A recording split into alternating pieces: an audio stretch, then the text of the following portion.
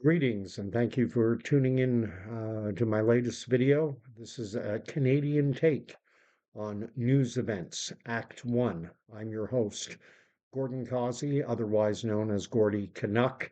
If you follow me on social media sites like Facebook and Twitter, Gordie, Canuck, Canuck, offering the thoughts, views, opinions, perspective of an old 50, soon to be 59-year-old, born in 1966, Canadian, uh, one who just left the military back in June of 2021, the Canadian Armed Forces. However, a non-commissioned member, and an individual. I believe I possess a certain degree of critical thinking skills, and I like to inject my thoughts, views, and opinions into this crowded public media sphere, elbow my way in. If you enjoy what I have to say, if you like my commentary, you're welcome to hit the subscribe button. You're welcome to like my videos. It's a competitive space, YouTube, and likes and subscriptions do help promote my content. But at any rate, with that out of the way, I will be publishing this content on the 24th of June, Tuesday, June 24, 2025, talking about the recently announced ceasefire between Iran and the nation state of Israel. Uh, this is something that I shared to my Facebook timeline, and I'm asking, this ceasefire between Iran and Israel, will it hold? The details, they strike me as a little bit foggy, but the upshot seems to be that Iran and Israel will arrive at a full and, from what I'm reading, an unconditional ceasefire sometime over the course of the next few hours, maybe 12 hours or so. There are provisions that are allowing for ongoing military operations to continue through to completion, but that no new operations will be commencing. And again, the question is, will it hold? And I, for one, am not optimistic. It strikes me that both sides are playing for time. This fight, the way I see it, has been a long time coming, and both sides are bleeding. I'm something of a one-string banjo playing the same note over and over and over again, but it's simply a fact that the first casualty of war is truth. And it is nigh on impossible to know exactly what is going on in this crazy world. There are competing forces, and they're all vying for public opinion in this battle. And all sides, all players, use propaganda to push their narratives. So what do we know? Both sides are acknowledging that the United States struck three Iranian nuclear facilities, and it seems pretty clear that Iran has retaliated by launching missiles at a U.S. base in Qatar. Uh, and the reporting is that they employed the same number of missiles against that U.S. asset, the same number as were used in the bombing of those three nuclear sites.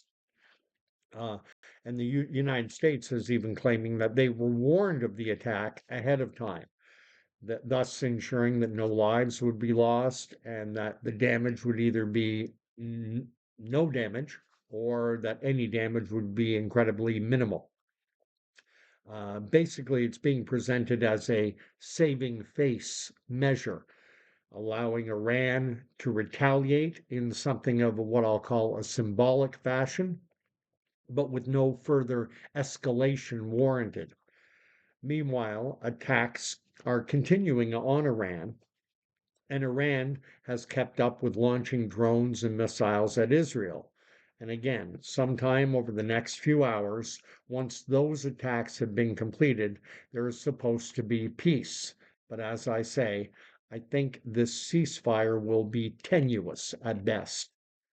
Um, One aspect that does not seem to be up for dispute, in my opinion, is that Iran does not recognize Israel's right to exist. the mullahs in Iran, their senior leadership, this is an Islamic republic, something of a theocracy. They view Zionism as an illegal enterprise, a mistake of history, if you like, and that it must be corrected.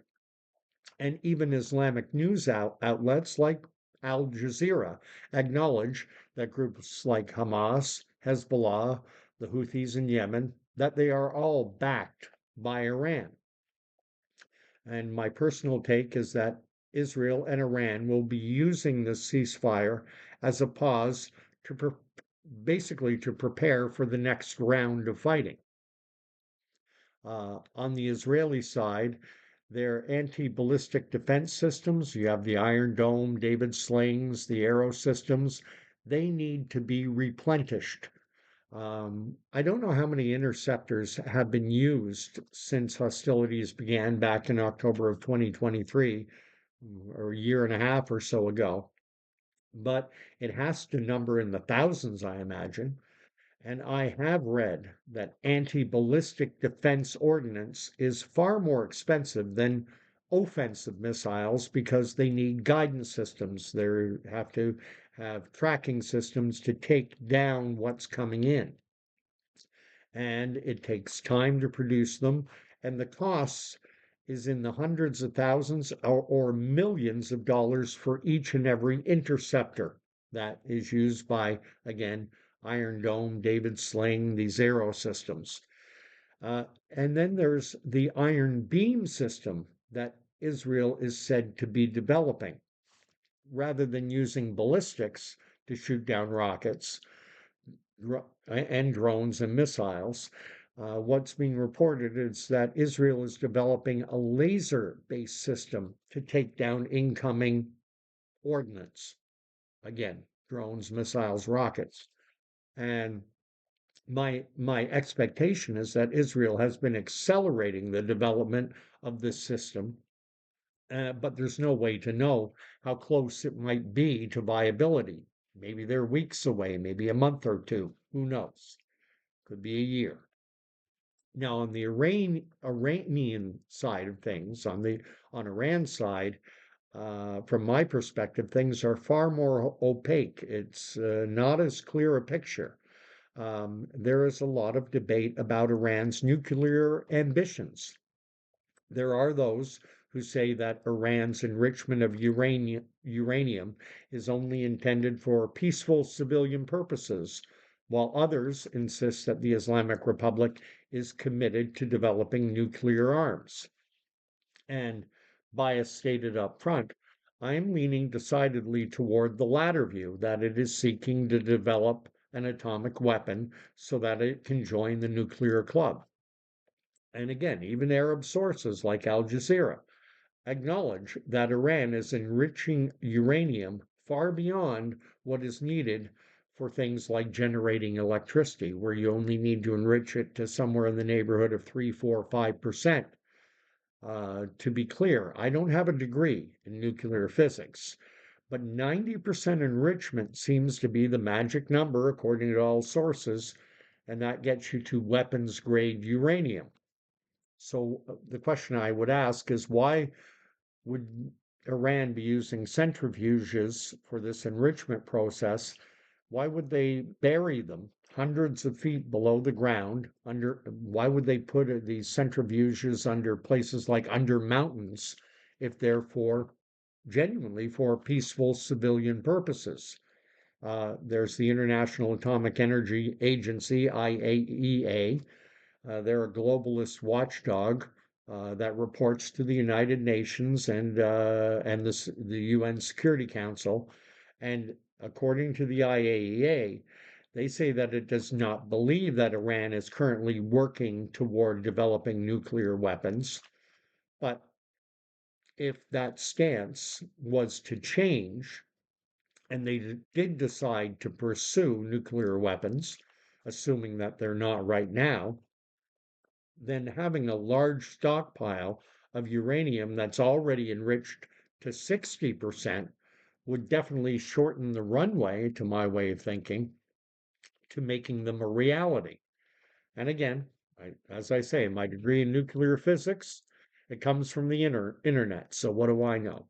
But again, why enrich to 60% unless the ultimate goal is to take that 60% enriched uranium and get it up to the 90% needed for weapons grade material?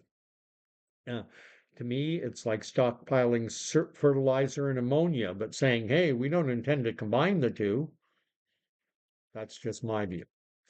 What I think is going to happen is that both sides are going to be gearing up. Uh, it's basically like a boxing match between rounds. They're resting up, getting ready for the next round for when the bell goes. And both sides will be watching each other closely, looking to restart hostilities as soon as they perceive an advantage.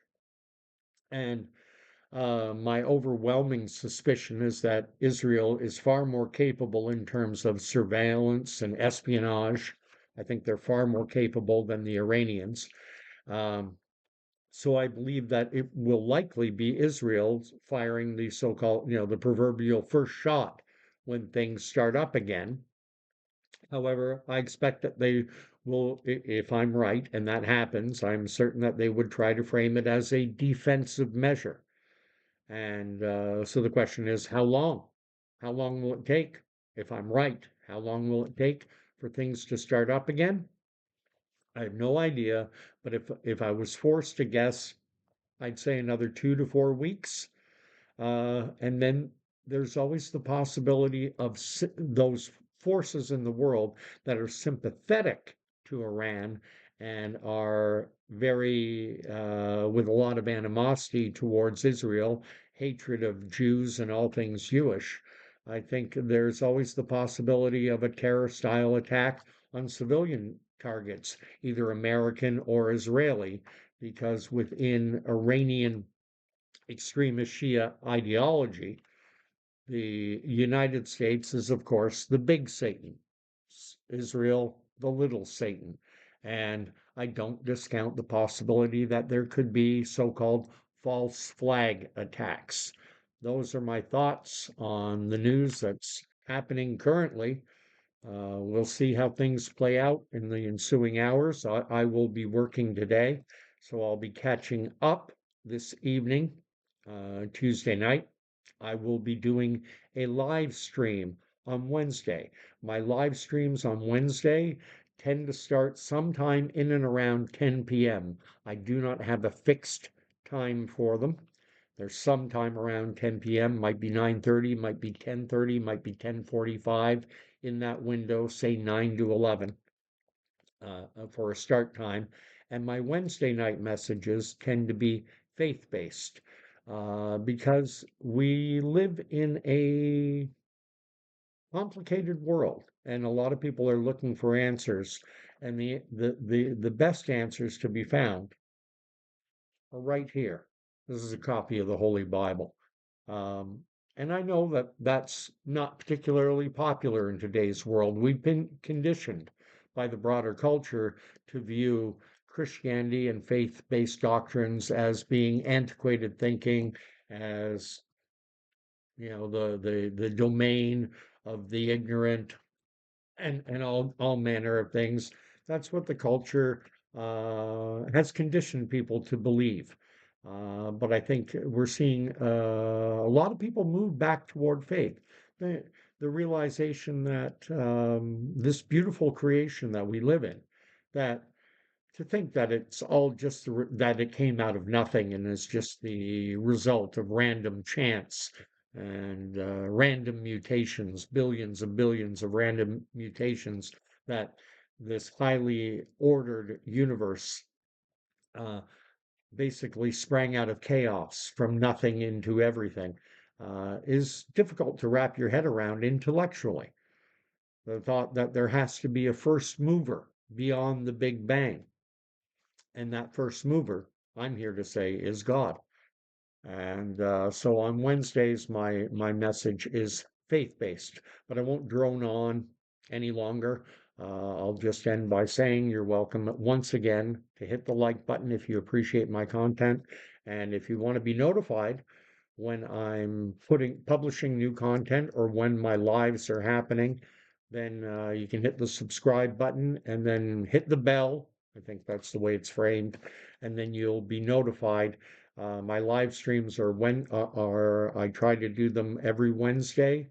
That's faith-based. Saturday evening, and again around that 10 p.m. time, and that's a retrospective on the previous week's news. So if you want to join in and interact, I always appreciate it. So God bless, and I hope to see you back. Take care.